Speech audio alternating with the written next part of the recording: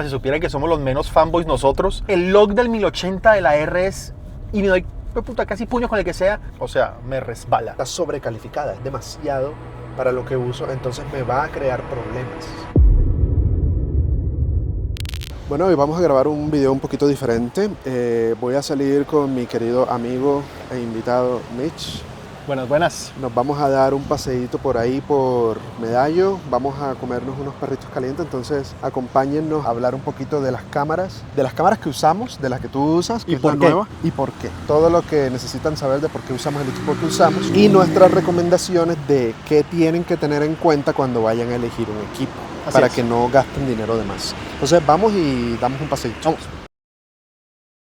Hoy vamos a contarles por qué elegimos las cámaras que elegimos. En mi caso estoy con Sony. En el caso del Dr. Michelet, él está con Canon y vamos a comentarles la razón por la cual nosotros usamos lo que usamos. Yo en mi caso tengo una Sony ZV-E10. ¿Tú tienes una? En este momento R6 Mark II. Recién llegada. Recién compradita, sí. Nueva York, Nueva York. 0 kilómetros. Más. ¿Ya le metiste fotos? Sí, ya le hice unas cuantas foticos. O por lo menos probé la ráfaga. Pero de trabajar con ella, únicamente el reel de Leo diciendo que Sony es mejor que Canon. Ah, sí. Grabamos esos reels cada uno con las cámaras invertidas para hacer el chiste, ¿no? Pero Sí. gente se puso sensible. Sí. A mí me da risa que la gente todavía se delica por eso. Es como que no, si supieran que somos los menos fanboys nosotros. Ajá. Pero la gente no se rasga las vestiduras así. No, Sony es mejor, Canon es mejor. ¿Y por qué no Nikon? Team Fuji. Sí. Bueno, en fin, el caso es este. A ver, yo vengo de una Sony A7 III. Mis primeros videos en YouTube fueron hechos con una Nikon de 5300. Luego me compré una Canon 80D y luego una M50. Entonces, yo he venido cambiando de equipos muchas veces. He tenido 5D Mark IV, he tenido Nikon de 500, Nikon de 750, he tenido Sony Alpha 37, he tenido Sony A6400, 6300, A7 III y esta que es la ZV-10, que es la que uso actualmente. Pero todo debe ir a favor del trabajo, ¿cierto? Pasa que yo las cámaras las estaba usando solo para hacer videos de YouTube. Entonces, con la ZV-10 que tengo lo siguiente. Primero, el mejor autofoco en una cámara económica. Eso no lo puede discutir nadie. Ni siquiera una R50 puede discutir eso. No, el autofoco sí. El autofoco no lo puede discutir hombre, una sí. M50. Hombre, Yo sí. creo que no. Es más, eso debe ser un video de simplemente pruebas de autofocus de video. O sea, Vamos a solamente hacerlo. pruebas de autofoco. Vamos a hacerlo. Vamos a hacerlo. El problema, ¿sabes qué es? La tecnología de los lentes que vayamos a usar. Porque también depende del lente. Pues sí, también. Pero yo creo, y en todo lo que he visto, que el autofoco de la ZV-10 en cámaras de iniciación no tiene comparación. Creo que es un poco superior que los demás. Eso es lo que creo, francamente. Yo creo que la verdad, ni la ZV-10 ni la R50 te dejan tirado. Eso es, creo que Exacto, eso es la cosa. Esa es la vuelta. O sea, no te dejan tirado. O sea, ya no hay. Exacto, no vas es a más, sufrir. y te puedo inclusive decir que hasta la Z30 Sí. es un autofocus que no te deja tirado. Entonces, a la final es eso. Es como que, hey, es confiable. No es como la época cuando tú dijiste que este video es con la D5200. Uy, parce, yo hice videos con eso una vez y fue como horrible hacer videos con Nikon en ese momento. Pero bueno, ajá. En este momento no te deja tirado. Exacto, son buenos autofocos, digámoslo así. Son buenos Podemos estar de acuerdo en que la R50 y la ZV-10 tienen los mejores autofocos Sí. de las cámaras de iniciación. Entonces, Lejos. ¿qué tengo yo con la ZV-10? Gran autofoco. Tengo muy buena administración de la batería, cosa que Sony fallaba mucho en el inicio. Tuve una A6300 y tenía la peor administración de batería que he podido tener yo en una cámara. Se descargaban con nada. La mira y se descarga. Sí, tú la prendías para ver cuánta batería tenía y pasaba de 50% a 30%. Era ridículo, pero la ZV-10 exprime la batería de una forma, entonces eso me gusta. Y lo tercero que me gusta es que con muy poco precio tengo video log. Tengo video S-Log, S-Log 2 y S-Log 3. Eso dentro de las cámaras económicas muy pocas lo tienen. Sé que Nikon te da log y Sony te da log en sus cámaras económicas. Canon no te da log en sus cámaras económicas, pero es entendible. Otra cosa que tengo con la ZV-10 que no tengo con una Canon del mismo precio es 4K sin recorte y con buen autofoco. Cuando yo tenía la M50 y yo ponía la cámara en 4K, el autofoco se volvía cucu. se volvía nada, ¿sí? Desactivaba el Dual Pixel Autofocus, que es uno de los mejores sistemas de autofoco que se ha hecho. Lo desactivaba, entonces yo me veía obligado a solamente grabar en 1080p, porque en 4K la cámara no daba para enfocar como enfocaba con 1080p. Esas son las razones principales, y otra de las razones, y la principal por la que yo me pasé de la 6400 a la ZV-10, es porque la ZV-10 tiene pantalla abatible. La A6400, a pesar de que es prácticamente la misma cámara, las diferencias son que la pantalla es hacia arriba y me molestaba cualquier accesorio que yo tuviera puesto arriba. Entonces poner un micrófono externo era un dolor de cabeza porque lo tapaba. La otra razón es que yo ya no necesito el visor. Yo sé que para los fotógrafos el visor puede ser muy importante porque te ayuda a concentrarte en la foto, pero no sé, ya me parece que es cuestión de costumbre, y creo que un visor hoy en día, con tanta costumbre de usar el celular para hacer fotos, creo que ha ido perdiendo relevancia. Sin decir, no estoy diciendo que el visor no sirva. Ojo, ahora se van a poner, ay, ¿cómo vas a decir que el visor ya no sirve? Yo no estoy diciendo eso, ¿sí? Estoy diciendo que ya no es tan relevante tener un visor para poder considerar una cámara fotográfica, porque mucha gente me dice, Leo, pero es que la ZV-10 no es una cámara de fotos. ¿Cómo que no? Y las fotos que yo he hecho con ella, entonces, ¿de dónde? ¿Qué onda? O sea, miren esta foto que les estoy pasando acá. Todas son hechas con la ZV-10. Y entonces, ¿sí?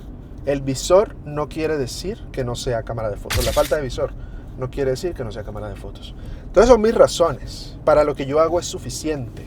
No necesito más. ¿Por qué? Porque yo estoy utilizando 90% del tiempo mis cámaras para grabar videos de YouTube. Y para YouTube no necesito una Arri Alexa, ¿sí me explico? Pronto quiero una FX30 por una razón, y es que yo también hago videos musicales. Cada vez que grabo videos musicales, a veces uso cámaras full frame o cámaras más avanzadas que tienen mis amigos o que alquilo. No uso la ZV-10 para hacer videos musicales. Eso sí, porque pues ya es otro tipo de contenido. Pero esas son mis razones, y al no ser principalmente un fotógrafo, no me preocupo por cosas como visor o resolución, cosa que sí necesitas tú. Así es. ¿Tú qué usas? Cuéntanos tú. El camino mío comenzó con una Nikon D5200. Amé esa cámara. El rango dinámico fue chef's kiss. Como tú lo viste una vez en un video, la mejor cámara para iniciar, creo, si no estoy mal.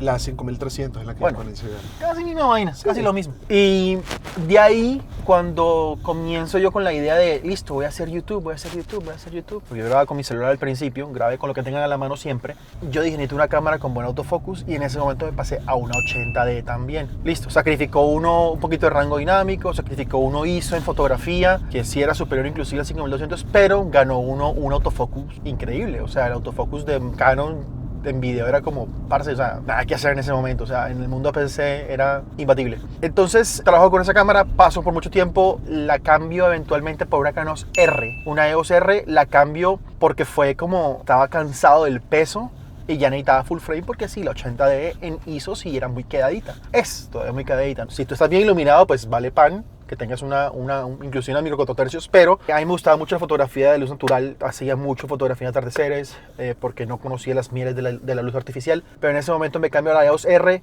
y es la cámara que tengo hasta hace una semana que me llega el R6 Mark II. ¿Por qué cambio de la R a la R6 Mark II? Y coincido con lo que dice Leo. Es cuestión de entender el trabajo tuyo que te está pidiendo. A ver, dentro del trabajo que yo estoy haciendo, yo trabajo como una agencia y yo le hago el contenido a ciertas empresas.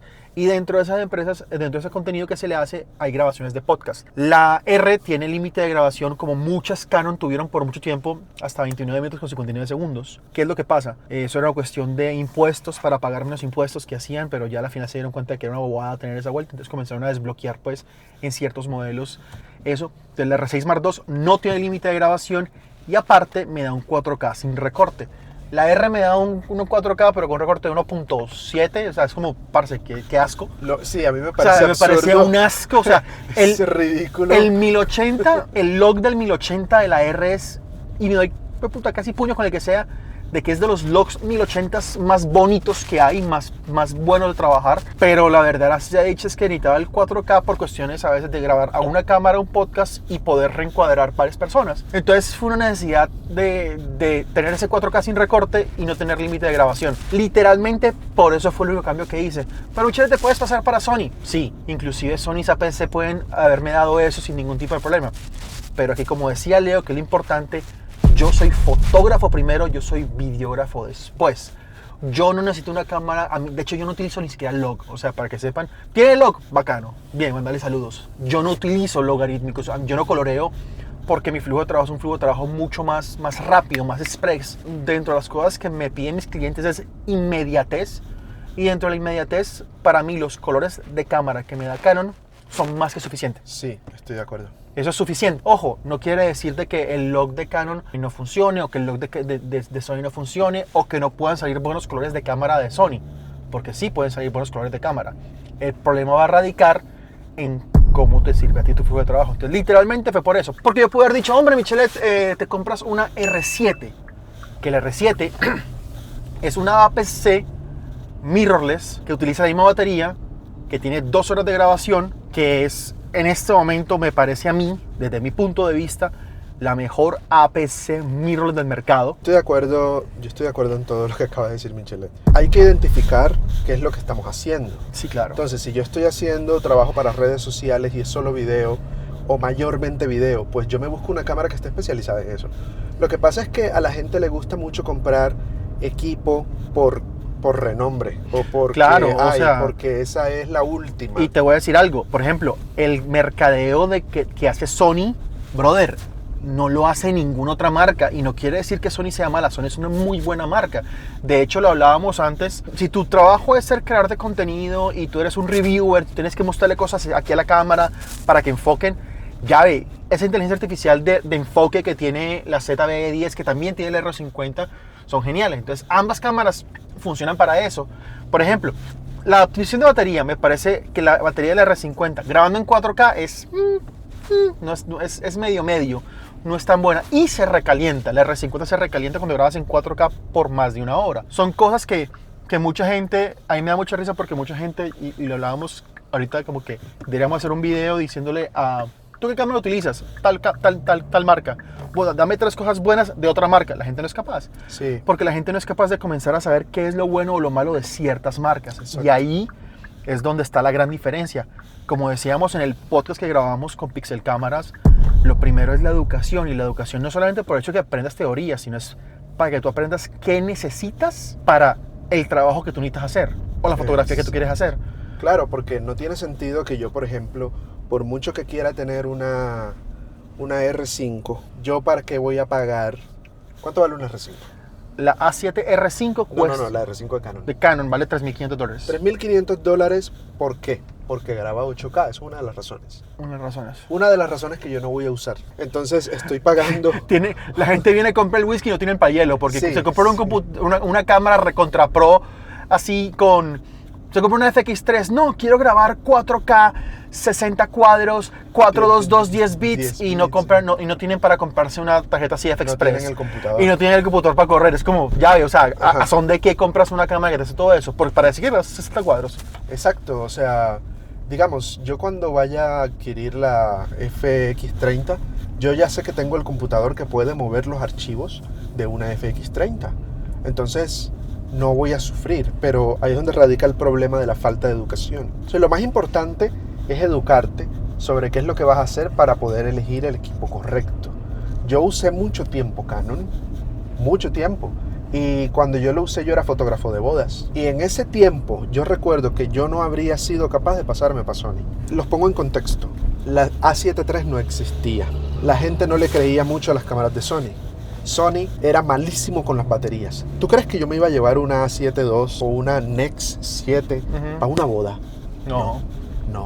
No, porque por mucho que a mí me guste la marca hoy en día, tuvo sus fallos y hoy en día todavía tiene sus cositas. Por ejemplo, a mí me parece que las pantallas de Sony son horribles. ¿Sí? Me parece que son malísimas. Los EVFs de Canon me gustan más que los EVFs de Sony. Sí, totalmente. Los visores de Canon son superiores, las pantallas de Canon son superiores, los cuerpos de Canon, físicamente hablando como cámara, se sienten más robustos, se siente que tú pagaste lo que vale. En cambio, las Sony se sienten muy pequeñas todavía, como de juguete, como que te preguntan, oye, ¿y esa cámara sí hace buenas fotos? Sí. O la propia del famoso Weather Seal, o sea, aunque las cámaras Sony algunas tienen sellamiento de temperatura, o sea, lloviznas o polvo, dicen que lo tienen, parce, a mí me da como culillo, Me da cosa. o sea, en cambio una cara uno no sabe qué, parce, vámonos para el desierto, vámonos para la playa, eso no importa, o sea, son cuestiones que obviamente no quiere decir de que sea el factor y que yo voy a ir proactivamente a meterla al desierto o a la lluvia a mojarse la cámara, no, pero es una cuestión de percepción en mano, o sea, tú sientes que tienes un equipazo. un tanque de guerra en la mano. Exacto. Y a veces es importante sentir eso porque yo no soportaría que mi cámara se cayera.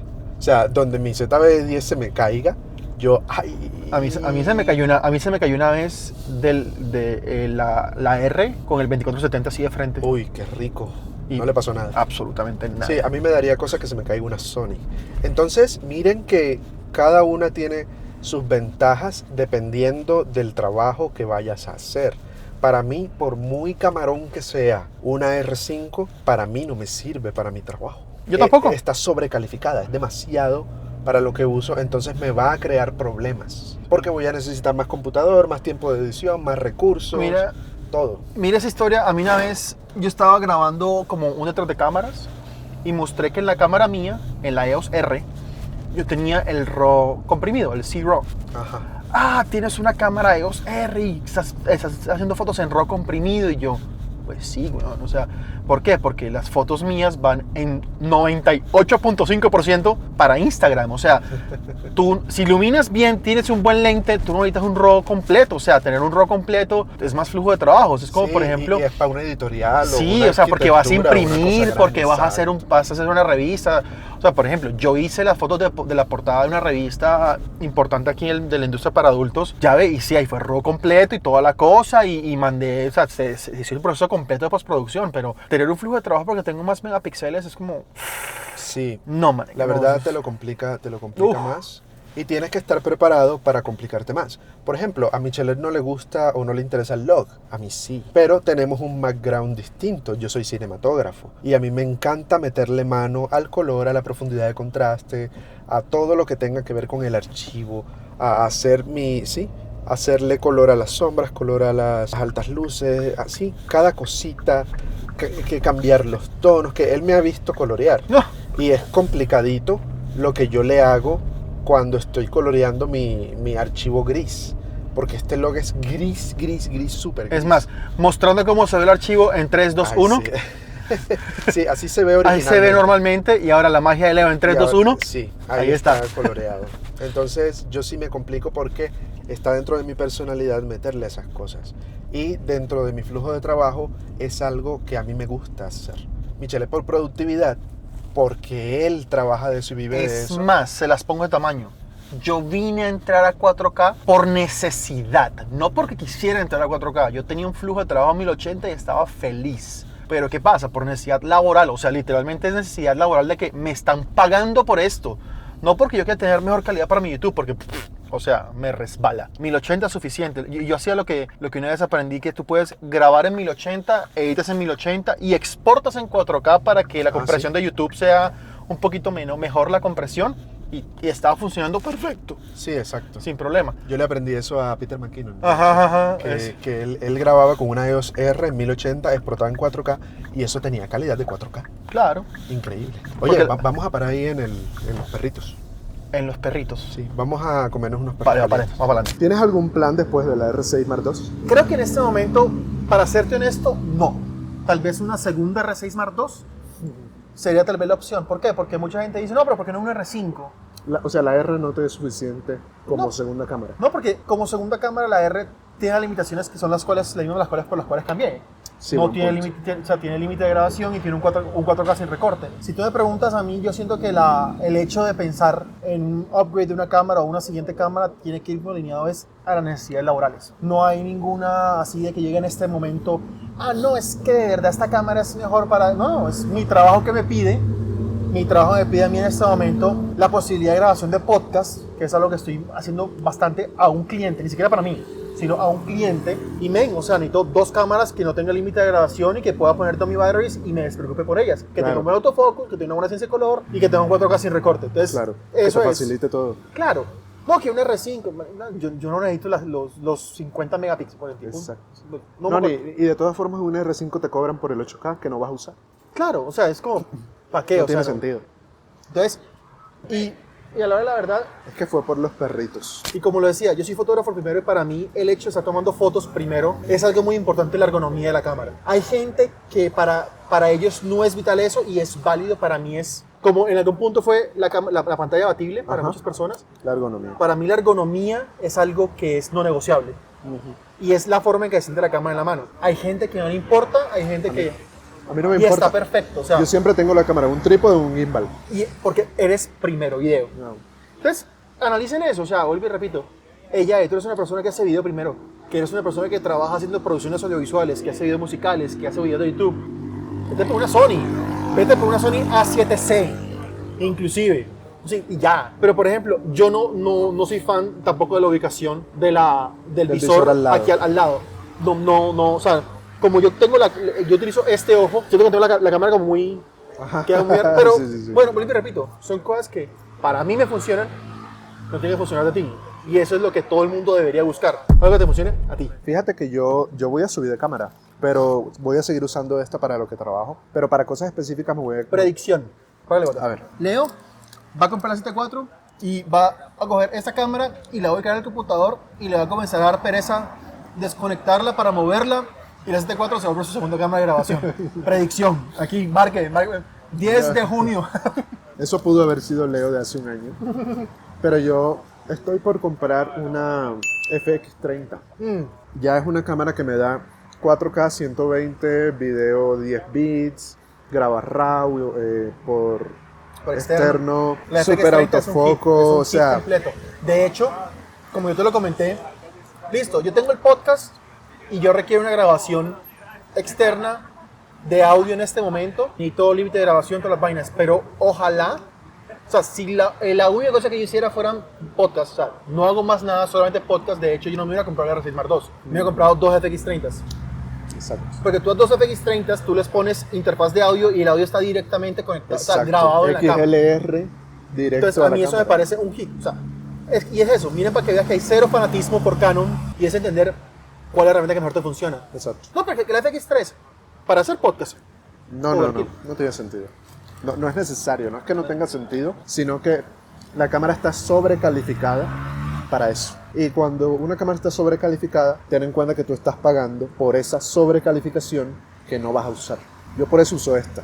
Bueno, se nos olvidó decir una cosita y es que este video es patrocinado enteramente por nosotros mismos. Vamos a hacer un taller 30 de 30 de junio. junio del 2024. Ojo, si estás en el 2025 después del 30 de junio, ya fue. pailas. Va a tener un costo de $50 y va a ser sobre todo lo que tiene que ver con el negocio fotográfico, cómo cobrar, cómo saber tu precio, cómo hacer un contrato, cómo reunirte con clientes y cómo promocionarte en redes sociales. Cómo hacer presupuestos. Literalmente aquí les vamos a enseñar toda la parte financiera que mucha gente no aprende porque dice, no, los números no son lo mío. Es para que tú con una tabla de Excel que te vamos a dar, tú la tengas y tú digas, listo, esto y esto y ¡pum! Cobra esto. Exacto. Esto y esto, ¡pum! Esto vale mi tiempo. Es muy completo y es muy necesario para que tengamos, hombre, presupuestos para invertir en lo que necesitemos más adelante. Así es. Entonces, para inscribirse simplemente nos escriben a nuestros Instagram. Allá estaremos atendiendo las inscripciones. Los medios de pago se los dejo aquí abajo: PayPal, Bancolombia, Nequi o DaviPlata. Si estás en otro país y no usas PayPal, puedes usar Western Union. Cualquier pregunta que tengan, de verdad la vamos a solucionar. Escríbanos por mensaje directo en Instagram a cualquiera de los dos y ahí responderemos. Bueno, Yo respondo más rápido que él. sí.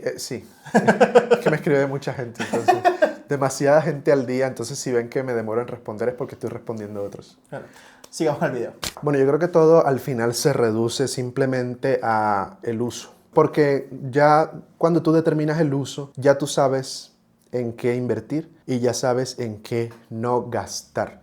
Recuerden que cuando uno hace un gasto es cuando lo que compraste no te sirve. Entonces tú puedes estar comprando tremendo camarón, pero puede ser un gasto, porque no estás usándolo con las capacidades que tiene. Entonces estás pagando demasiado por algo que no vas a usar. No. Claro, la idea de una inversión, valga la redundancia de la definición de la palabra inversión, es algo que tú inviertes y te da un retorno de inversión. En caso mío, pues literalmente compro esta cámara porque me da un retorno de inversión porque, hombre, la pongo a trabajar. No como si, por ejemplo, yo me comprara lo que te conté el otro día, que quiero una Fuji X106. La cámara yo la quiero porque esa es mi cámara de viajar, pero esa cámara no me va a traer retorno de inversión. Claro. Esa cámara, en teoría, es un gasto. Es un gasto. Entonces, ahí es cuando tenemos que tener muy conscientemente dos dedos de frente para decir, ya ve, ¿qué necesito?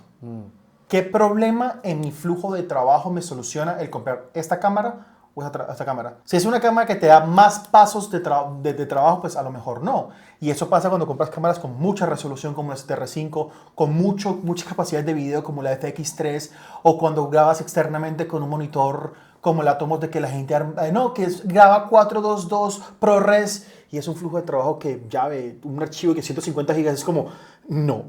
Entonces es eso, o sea, es literalmente, si es algo que te va a quitar obstáculos para que tu trabajo sea más fácil, dale, cómpralo, perfecto. Exacto. Si te la vas a hacer la idea más pesada, marica, no comas del mercadeo, no comas de lo que te diga Leo, no comas de lo que tiene Michelet, literalmente, o sea, eso es lo que uno tiene que tener muy en cuenta al momento de tener, hombre, una inversión como esa, porque no es, porque es que sea bruto que barato, o sea, si tú le vas a meter $2,000, $2,500 a un cuerpo, porque solamente el cuerpo, ya ves, es porque literalmente lo vas a poner a producir, no porque... Claro. Tengo una A7 IV porque Exacto. quiero tener una mejor cámara que mi amigo, pero marica. No. Sí, no, y pasa mucho que mucha gente gasta en un cuerpo muy costoso solo porque tiene renombre o porque es lo último y no lo necesitan. Por ejemplo, yo quería el autofoco y la pantalla abatible y eso no lo tiene la A7 III y yo por eso me bajé de full frame. Pero ahora sale la A7 IV y puede que la compre en algún momento.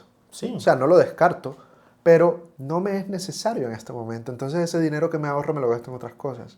Entonces, hey, si van a hacer un gasto, una inversión, si van a coger $2,000, $1,500, $500, estudien lo que van a comprar, ¿sí? No que, oye, Leo, ¿qué cámara me compro? Güey, no sé, estudia tus necesidades. Entonces, depende de tus necesidades. Eso les toma una semana, chicos. Una semana les toma enterarse para qué usos es óptima cada cámara. O le pagan una asesoría a alguien que dé asesoría de compra. Exacto, también puede ser. Como tú, por ejemplo. Como yo. O como yo. Que a la final es como que ella, o sea, 15 minutos por X cantidad de plata, en el caso mío 15 minutos son $15. Te pueden ahorrar mucho dinero y mucho tiempo. Exacto. Buscando lo que tienes que hacer. Bueno, eso es todo por hoy. Muchas gracias a todos los que se quedaron hasta el final. Mitch, gracias de nuevo por estar en mi canal. Es muy bacano siempre compartir con Leo porque, como lo voy a hablar en un video que vamos a grabar, a veces este tipo de alianzas tienen un poder muy grande que uno no visualiza y es el hecho de poder dos audiencias juntarlas y que aprendan ambas audiencias de ambos. Eso es una cosa que es definitivamente un hit completo. Eso es genial. Les dejo las redes de Mitch acá por si no lo siguen y nos vemos en un siguiente capítulo. Chao, chao. Adiós.